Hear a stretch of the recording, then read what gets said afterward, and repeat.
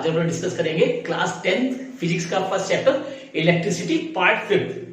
तो अभी तक जो बच्चों आप लोगों ने जो पार्ट ना देखे 1 2 3 4 उनको देखे, उनमें कई प्रॉपर्टीज काफी प्रॉपर्टीज हैं। आज हम लोग जो है फिफ्थ पार्ट को डिस्कस करेंगे। पावर, इलेक्ट्रिक पावर क्या बोलेंगे? इलेक्ट्रिक पावर को, electric power is the electrical work done per unit time. Electrical power, electrical power is defined as the electrical work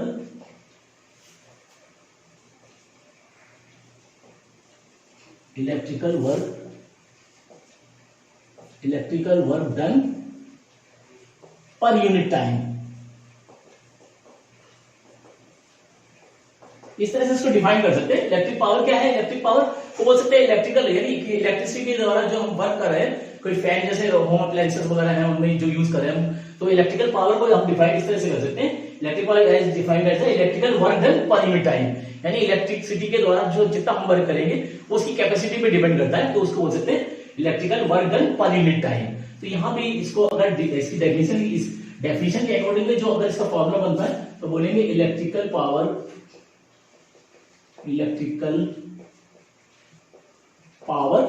is equal to work done upon time taken. इस तरह से हम इसको define कर सकते हैं। Electrical power is equal to work done upon time taken. तो electrical power को क्योंकि डी से डिफाइन करते हैं और work done W upon time T. तो ये एक इक्वेशन बनेगी, देखिए P is equal to W upon T. तो ये एक इक्वेशन बनेगी। अब पावर की जो है यूनिट, ऐसा यूनिट जो होती है वो, तो क्या बोलेंगे, ऐसा यूनिट ऑफ पावर जो होती है वो वाट होती है, WA वाट, ये वाट होती है। और नॉर्मली अगर इसके अकॉर्डिंग अगर इसकी यूनिट निकाली जाए तो ये देखिए यहाँ पे P is equal to W point ले, तो पावर की हो जाएगी 1 वाट। अगर 1 ले ले, वर्क डन की 1 यूनिट ले ले और टाइम जो है 1 सेकंड या 1 आवर जो भी ले ले, तो ये हो जाएगा 1 वॉट, यानी वर्क डन की हो जाएगी 1 जूल और टाइम जो है 1 सेकंड बोल सकते हैं। टाइम अगर 1 सेकंड लेते हैं और वर्क डन जो है 1 जूल लेते हैं, तो उस कंडीशन में 1 वॉट जो होगा is equal to 1 joule per second equal होगा, यानी 1 watt is equal to 1 joule per second. इस तरह से इसका जो है यूनिट डिफाइन कर सकते हैं, यानी वाट और जूल और में जो रिलेशन है 1 watt is equal to 1 joule per second. तो ये फॉर्मूला बनता है, इंपॉर्टेंट फॉर्मूला है। सेकेंडली और भी फॉर्मूले यूज होने हैं यहाँ पे, जो हमारे जो न्यूमेरिकल वगैरह में यूज होंगे। तो जैसे हम यहाँ पे according to the definition of potential difference, तो V पोटेंशियल डिफरेंस के अकॉर्डिंग देखिए डेफिनेशन क्या होगी, V is equal to W upon Q। Potential difference is equal to work done upon quantity of charge move, ये एक definition होती है। और secondly according to the current के अकॉर्डिंग में डेफिनेशन क्या होती है, देखिए I is equal to Q upon T। Current is equal to quantity of charge move upon time taken. तो ये दोनों वैल्यू जो है यहां से वैल्यू निकालने, देखिए इसमें पुट करेंगे W और T की वैल्यू पुट करेंगे यहाँ पे, तो W की वैल्यू अगर यहाँ पे लगा दें तो ये वैल्यू देखिए क्या आ जाएगी, P is equal to W की जगह हम लगा सकते हैं और W work done is equal to V into Q लगा सकते हैं। और Q की वैल्यू अगर यहाँ निकाले तो Q इज इक्वल टू हो जाएगा I इंटू T, ऐसे लगा सकते हैं। तो ये वैल्यू जो है यहां पर पुट करें, W की जगह हो जाएगा V into Q upon T। देखिए W की जगह वर्क डन की जगह V into Q upon time, और ये हो जाएगा P is equal to V into Q, quantity of charge move I into T के बराबर है, I into T upon T। तो ये T से एलिमिनेट हो गया, यानी P की वैल्यू जो आ गई V इंटू I के फॉर्म में आ गई। तो एक फॉर्मूला यहां पे ये निकलता है, यानी relation between power, potential difference and current. तो ये डिफाइन होता है यहाँ पे फॉर्मूला। एक ये वैल्यू निकली थी फॉर्मूला, देखिए एक सेकंड वैल्यू निकला P is equal to V into time, यानी पावर इज इक्वल टू जो है पोटेंशियल डिफरेंस इंटू करंट। तो यहां से एक न्यूमेरिकल भी निकल सकता है। तो ये कोई न्यूमेरिकल ले लेते हैं, जैसे तो क्वेश्चन ऐसे कोई ले लेते हैं, क्या बोलेंगे, what will be the current is drawn through a कोई ले ले fan, fan of 60 watt connected to a 220 volt supply. ठीक है, इस तरह से कोई न्यूमेरिकल ले लेते हैं, तो मैंने ऐसे कोई वैल्यू ले ली है, तो ऐसे क्योंकि हमें यहाँ पे वैल्यू किस तरह से इसको यूज करना है, पावर को P = V × I को किस तरह से यूज करना है, तो जैसे कोई न्यूमेरिकल हमने ये ले लिया, तो क्या लिखा, what will be the current is drawn through a fan 60 वाट, जिसका जो पावर जो है 60 वाट का कोई फैन दिया हुआ है, connected to a 220 volt supply, यानी 220 वोल्ट सप्लाई में अगर किसी फैन को कनेक्ट कर दे जिसकी पावर जो दी हुई है हम 60 वाट दी हुई है, तो कितना करंट ड्रॉ करेगा, वो सर्किट में कितना करंट ड्रॉ करेगा। तो यहाँ पे वैल्यू जो है देखिए, यहाँ पे सॉल्यूशन में देखिए, यहाँ पे हमें क्या फाइंड करना है, करंट फाइंड करना है, ये करंट फाइंड करना है। तो पहले जो वैल्यू हमें दी हुई न्यूमेरिकल में पहले इसको शो करेगी। सेकेंडली हम पावर दी है फैन की, तो P = जो दिया हुआ है वो 60 वाट दिया हुआ है देखिए, और कनेक्टेड विद 220 सप्लाई, ये दिए हुए वैल्यू देखिए। तो बस यहां पे देखिए वैल्यू जो है लगा देनी है इसको। तो I की वैल्यू निकाली तो P = V × I होता है, V हमें I की वैल्यू निकालनी है, यानी बोल सकते हैं और P/V = I, इस तरह से बोल सकते हैं देखिए, क्योंकि I की वैल्यू फाइंड करनी है, तो P/V = I। तो पावर देखिए कितना हो गया, 60 अपॉन वोल्टेज दिया 220 देखिए = I। ये सप्लाई कार्ड इसका 3 और ये 11 आ गया, यानी 3/11 = I। ये वैल्यू आ गई देखिए, और I की वैल्यू दी जाएगी, इसको डिवाइड करें तो कितनी आएगी, 0.2 और 7 ऐसी कोई आएगी एम्पियर। इसको डिवाइड करें, डिवाइड कर सकते हैं देखिए, 3 से डिवाइड कर दिए 11 से, 3 को 0.0 आ गया देखिए, और 2 टाइम 22 ये आ गया, 8 आ गया, 0 7 टाइम्स तो 77, 3 आ गया, 0 बढ़ा सकते हैं और 2 वैल्यू लगा सकते हैं इस तरह से, तो 0.27 वही चीज हो गई। तो ये जो करंट आएगा 0.27 एम्पियर जो है करंट ड्रॉ करेगा। तो इस तरह से वैल्यू न्यूमेरिकल इस तरह से आ सकते हैं, और ये फॉर्मूले इस तरह से यूज होते हैं, तो इसको नोट करें। इसके अकॉर्डिंग में और भी न्यूमेरिकल है, उसके बाद ये सेकंड फर्स्ट फॉर्मूला ये है, सेकंड है P = V × I। अब ये वैल्यू जो है वो जब पोटेंशियल, यहाँ पे पावर और पोटेंशियल डिफरेंस और करंट में रिलेशन के अकॉर्डिंग में कोई न्यूमेरिकल आता है वो यूज कर लेना है। और यहाँ पे सपोज करिए अगर यहाँ पे पोटेंशियल डिफरेंस की जगह रेसिस्टेंस दिया हो, तो उसको इस फॉर्मूले को कन्वर्ट कर लेंगे, तो क्या लगाएंगे यहाँ पे V को एलिमिनेट कर देंगे, तो क्या लगा देंगे यहाँ पे, तो according to the Ohm's law के अकॉर्डिंग में देखिए वैल्यू क्या होती है, V = I होती है देखिए। तो ये V की वैल्यू यानी पोटेंशियल डिफरेंस को हम यहाँ पे पुट कर सकते हैं। तो कंडीशन क्या बनेगी, P = V की वैल्यू देखिए I × R × I, या P हो जाएगा I 2 टाइम्स है, यानी I² × R। तो एक इक्वेशन ये बनेगी देखिए, जब ये जो कोई न्यूमेरिकल जो है पावर करंट और रेसिस्टेंस के अकॉर्डिंग में दिया हो, तब ये कंडीशन बनेगी। और सपोज करिए अगर यहाँ पे I को एलिमिनेट करना है, तो पोटेंशियल डिफरेंस और रेसिस्टेंस के अकॉर्डिंग में I हमें यहाँ यूज नहीं करना है, तो उसको भी कन्वर्ट कर सकते हैं। तो वैल्यू को यहाँ पे कन्वर्ट कर लें I, इसी के अकॉर्डिंग में I की वैल्यू में जो है V/R भी लगा सकते हैं देखिए, I की वैल्यू इसी ओम्स लॉ से निकालें, I = V/R, तब कंडीशन क्या बनेगी, P = V × I की जगह, तो P = V × I की वैल्यू लगा सकते हैं V/R देखिए, तो P हो जाएगा V²/R। तो एक इक्वेशन ये बनेगा। इस तरह से कोई वैल्यू जो हमें यूज करनी है, तो उसको अकॉर्डिंग में आप वैल्यू को कन्वर्ट करके वैल्यू को निकाल सकते हैं। तो ये इंपॉर्टेंट क्वेश्चन है ये पॉइंट। देखिए इलेक्ट्रिकल एनर्जी क्या होती है, तो इसको पहले यहाँ पे फॉर्मूले से वैल्यू निकालेंगे, उसके बाद कंडीशन निकालेंगे। वैल्यू देखिए हमने अभी जो निकाला था इलेक्ट्रिकल पावर, वैल्यू निकाली थी अभी electrical power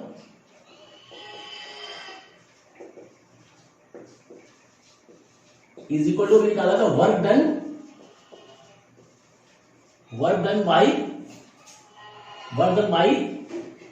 bye the electric current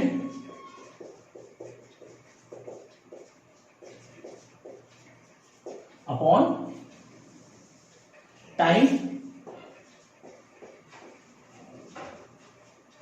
अभी जो अभी डिफाइन किया था पावर के अकॉर्डिंग में, तो electrical power is equal to work done by the electric current upon time taken, यानी इलेक्ट्रिक करंट के द्वारा जो हमने वर्क किया है और पर यूनिट टाइम के अकॉर्डिंग में पावर को डिफाइन किया था, तो वहां भी ये वैल्यू ये फॉर्मूला भी यूज किया था। अब क्योंकि देखिए कंजर्वेशन ऑफ एनर्जी के अकॉर्डिंग अगर हम देखें तो एनर्जी कंजर्व हो रही है, यानी इलेक्ट्रिकल एनर्जी को हम मैकेनिकल एनर्जी में कन्वर्ट कर रहे हैं, तो ये जो है कन्वर्ट हो रही है। इसी तरह से वर्क डन जो है बाय इलेक्ट्रिक करंट, यानी जो इलेक्ट्रिक करंट के द्वारा हम वर्क कर रहे हैं वो एक एनर्जी में एज ए एनर्जी हम यूज कर रहे हैं, तो यानी फॉर्मेशन ऑफ एनर्जी जो है ट्रांसपोज हो रही है ना कि डिस्ट्रॉय हो रही है। तो इसको बोल सकते हैं according to the conservation of energy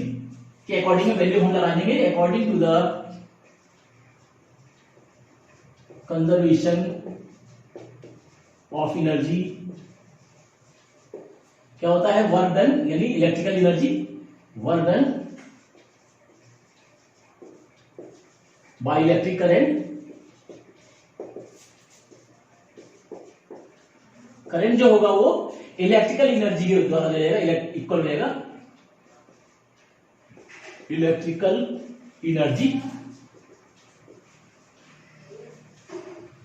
electrical energy, क्योंकि ये electric energy as a electric energy use कर रहे हैं, करंट के द्वारा हम कोई वर्क ले रहे हैं तो ये एज ए एनर्जी हम यूज कर रहे हैं, तो इसको हम बोल सकते हैं इलेक्ट्रिकल करंट को हम इलेक्ट्रिकल एनर्जी को लिख सकते हैं, यानी इस फॉर्मूले में जो हो जाएगा ये हो जाएगा, इसकी वैल्यू लिख सकते हैं electrical power is equal to electrical energy consume हो सकते हैं, कंज्यूम अपॉन टाइम टेकन।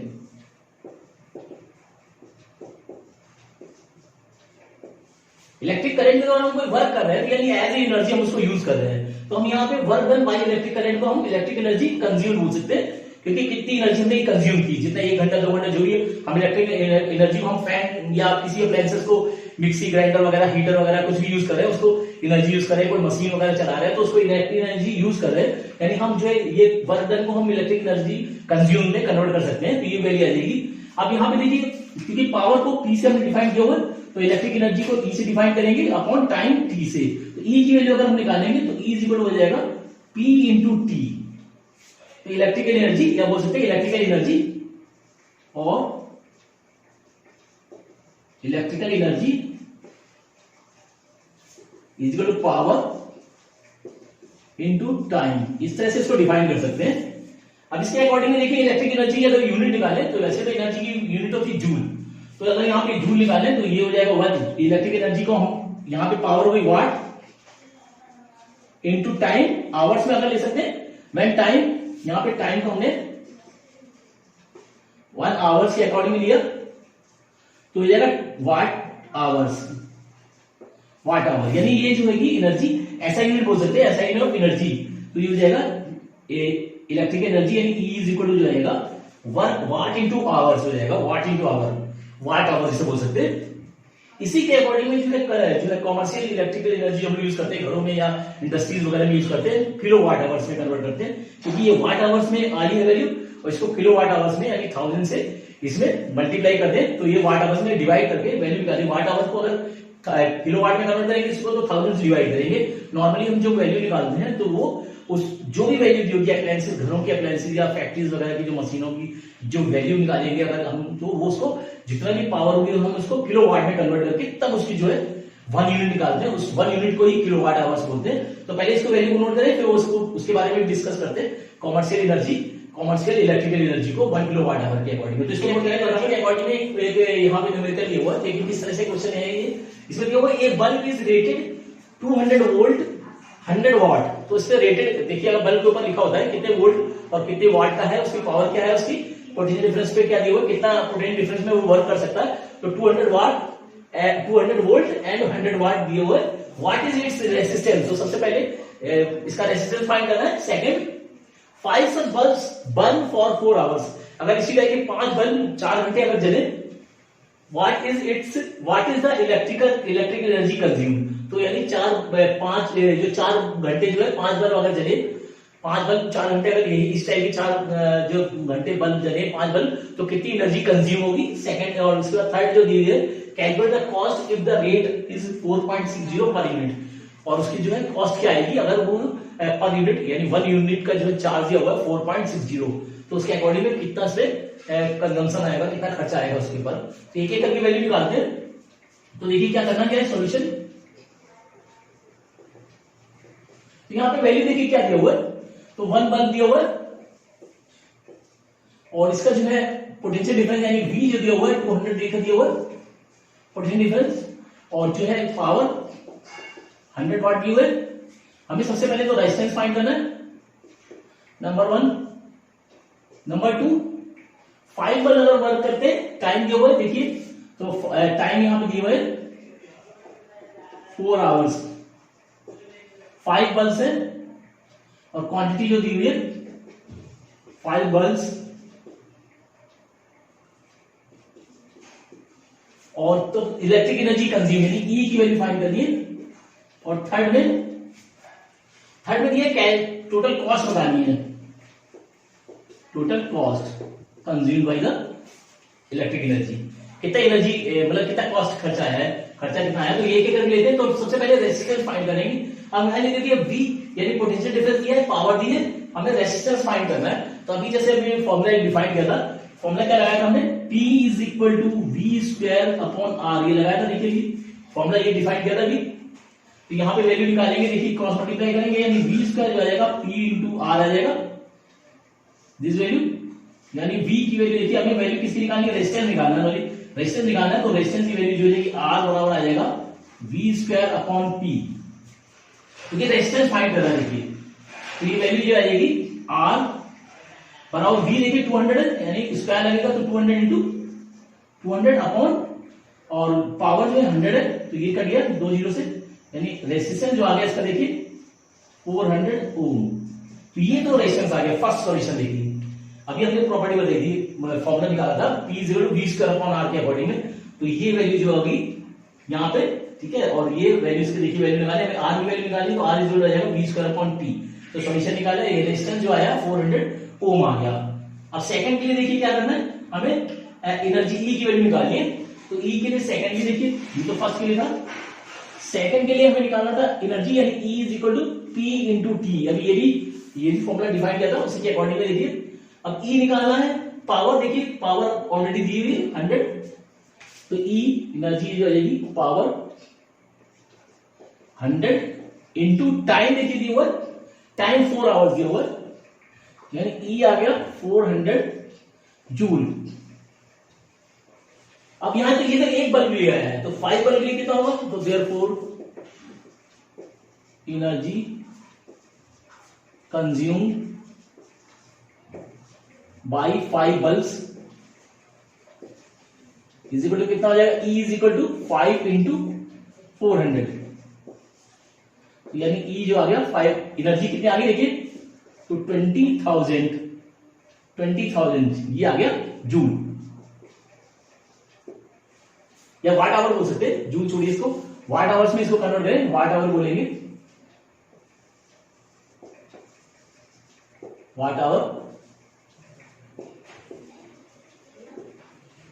अब इसको हमें यूनिट में कन्वर्ट करना है, क्योंकि ये वैल्यू जो है ये वाट आवर में आई है, हमें यूनिट में कन्वर्ट करना है। तो यूनिट में कन्वर्ट करने के लिए क्या होगा, 1 unit is equal to 1 kilo watt hour होता है, 1 unit is equal to 1 kilo watt hour value होती है। देखिए तो अब यहां भी वैल्यू आई है वाट आवर्स में, तो किलो वाट में कन्वर्ट करने के लिए क्या करेंगे, इसमें 1000 से डिवाइड कर देंगे, तो total energy consumed is equal to हो जाएगा 2000 अपॉन 1000, ये अब जो हो जाएगा किलोवाट आवर में वैल्यू कन्वर्ट रहेगी। देखिए वाट आवर है, तो जब इसको किलोवाट आवर में कन्वर्ट करेंगे तो 1000 से डिवाइड कर देंगे, तो ये जो है जीरो कट गया, यानी कितनी आ गया 2 किलोवाट आवर वैल्यू आ गई। देखिए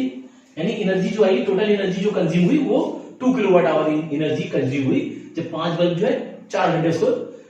यूज होते हैं। ये आगे, ये तो सेकंड की वैल्यू आ गई। देखिए इसके बाद टोटल कॉस्ट निकालिए, तो थर्ड के लिए कॉस्टिंग करनी है, तो यहां पे दिया 1 रेट, ऐसे बोल सकते हैं rate of 1 kilowatt hour is equal to rupees 4.60। देखिए 1 किलोवाट आवर की 4.60 है, तो 2 किलोवाट आवर की कितनी होगी, तो 2 से मल्टीप्लाई कर देना है, तो therefore total cost is equal to 2 into 4.60, multiply कर दिए कितना आ गया 9.20, यानी ₹9.20। ये जो है वैल्यू आएगी, मल्टीप्लाई कर दिए तो ये जाएगा 9.20। तो इस तरह से सॉल्यूशन करने पहले वैल्यू निकालिए कि क्या क्या वैल्यू दी है हमारे पास और क्या क्या हमें फाइंड करना है। तो बस एक बार फॉर्मूला आपको याद होना चाहिए कि फॉर्मूले कौन कौन से यूज करने, यानी किन किन में रिलेशन दिया हुआ है, कौन कौन सी वैल्यूज जो दी है, इनमें क्या क्या रिलेशन हो सकते हैं, ये आपको मालूम होना चाहिए। और जो है सॉल्यूशन निकालना है। तो पहले रेजिस्टेंस आ गया देखिए, फिर जो है total energy consumed by the bulbs, ये आ गई वैल्यू। उसके बाद टोटल कॉस्ट, यानी 1 unit is equal to 4.60, then 2 unit is equal to या 2 किलोवाट इज इक्वल टू 9.20। तो इस तरह सॉल्यूशन करना है। तो देखिए यहाँ पे लास्ट प्रॉपर्टी कोई रह गई है, effects produced by electric current. तो अब सब टॉपिक डिस्कस कर लिया। लास्ट में देखिए एक टॉपिक ये भी है कि इलेक्ट्रिक करंट कौन कौन से इफेक्ट प्रोड्यूस करता है। तो effects produced by electric current, तो 3 तरह के इलेक्ट्रिक करंट जो है इफेक्ट प्रोड्यूस करता है। कौन कौन से? केमिकल इफेक्ट, यहां पे लिखे हैं number 1 chemical effects, number 2 magnetic effects,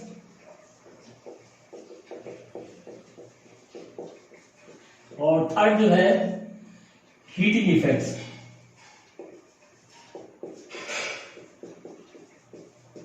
बच्चे 3 तरह के जो है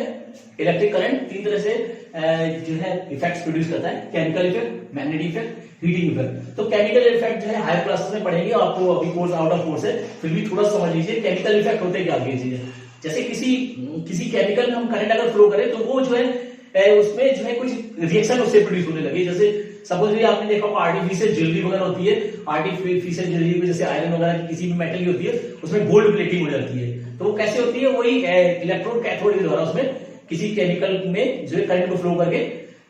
केमिकल के अंदर करंट फ्लो करके जो इसको इलेक्ट्रोप्लेटिंग सिस्टम जिसको बोलते हैं इलेक्ट्रोप्लेटिंग, तो इलेक्ट्रोप्लेटिंग करंट के द्वारा ही जो है वो एक इफेक्ट है जो केमिकल इफेक्ट प्रोड्यूस करता है। तो इस तरह से कई प्रोसेस है, कई बार इंडस्ट्रीज वगैरह में यूज होते हैं, जेली वगैरह में यूज होते हैं, जैसे गाड़ियों के जो है कुछ डेकोरेटिव पार्ट्स होते हैं, घरों के जो है ऑर्नामेंट्स वगैरह भी डेकोरेटिव पार्ट्स यूज किया जाता है, वो सब केमिकल इफेक्ट बेस्ड होते हैं। तो ये आपको हायर क्लासेस में पढ़ेंगे, इसके बारे में छोड़िए। नेक्स्ट सेकंड देखिए magnetic effect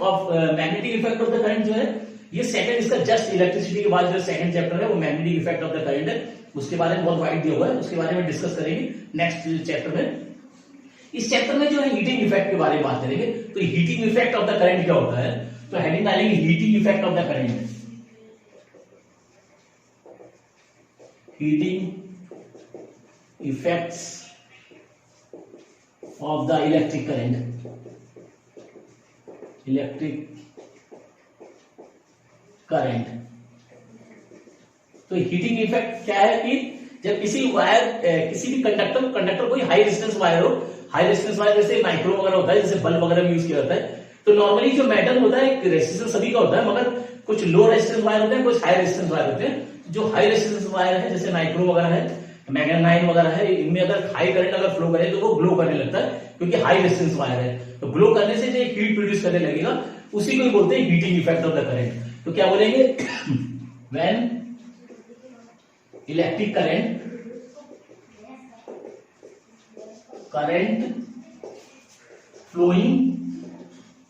flowing through a high resistance wire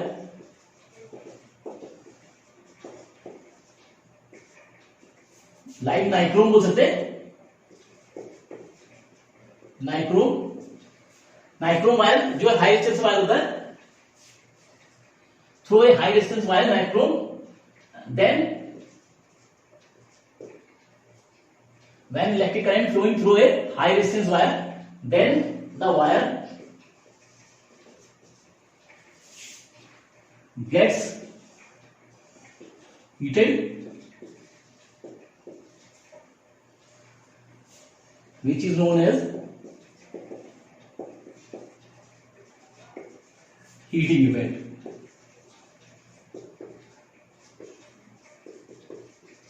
effect of the current,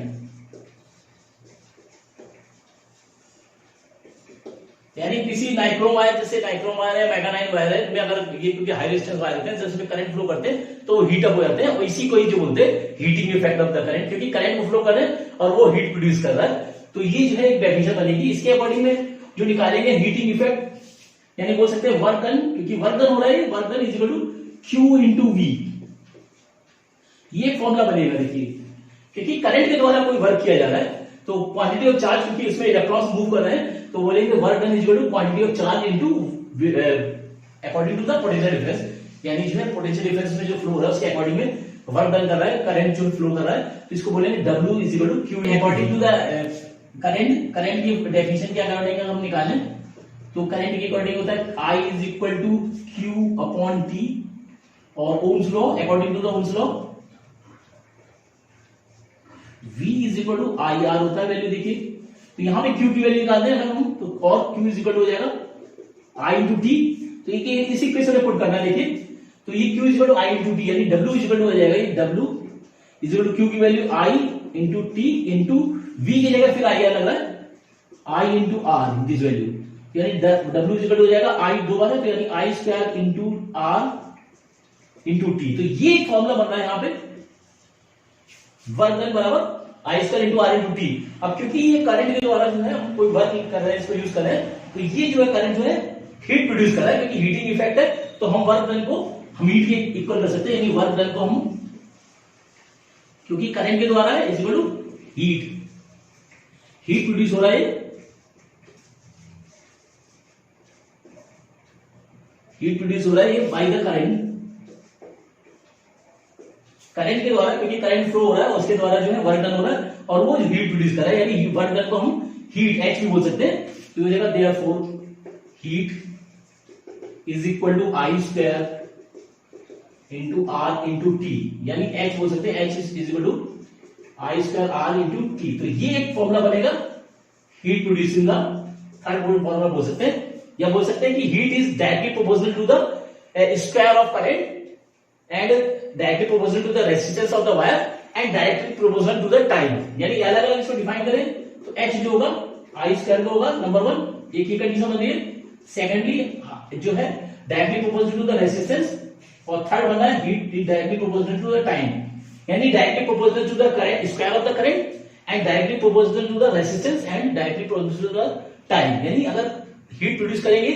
यानी करंट को जो अगर हीट प्रोड्यूस कर रहा है यानी करंट उसमें डबल कर दिया जाए उसका स्क्वायर फॉर्म में कर दिया जाए तो हीट जो है उसका उतना ही ज्यादा हीट प्रोड्यूस करेगा,